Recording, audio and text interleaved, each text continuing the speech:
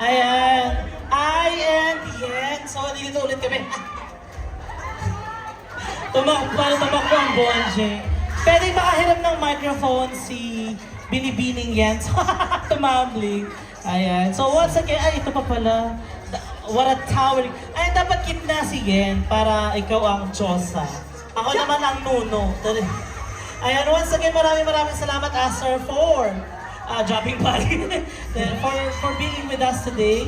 And we're so honored to have you. Of course, SB19 Philippines is always honored to have you. Salamat sa pagtanggap sa aming imbitasyon. And muli palakpakan natin ang Aster.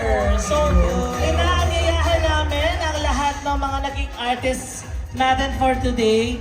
Si Clifford, si Enzy, ang 18 Kids. Ayan, inaanyayahan namin kayo muli para sa photo opportunity naman for SM Center Sangandaan and for SB19 Philippines documentation purposes. But before that, Aster, do you have anything to plug? Yes. Ayan po sila po ng mga 18. Ayan, sigaw ng mga 18! Yes! Ito naman yung mga twinkles naman! Ayan, maraming salamat po again sa 18 Fan Fest for having us. Sa SM Sangandaan. Ayan, so sa mga hindi po nakakakilala sa amin again, we are Aster. We are a 12-member people boy group here in the Philippines. I hope you can follow us. Ayan, you can search AZTR_PH sa lahat po ng social media accounts. And I hope you can also, ayan, register sa aming upcoming Valentine's Showcase this coming February 14.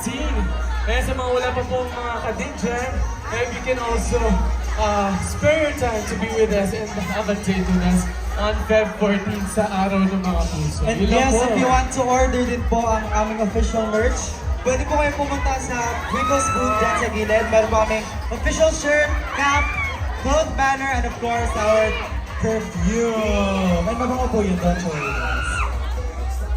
Kaya naman, pagkasalamat po ng AD, sa aming mga Twinkles at sa patuloy na susuporta sa P-pop community, once again, AZTR, We wanna shine! we are Aster. Salamat po!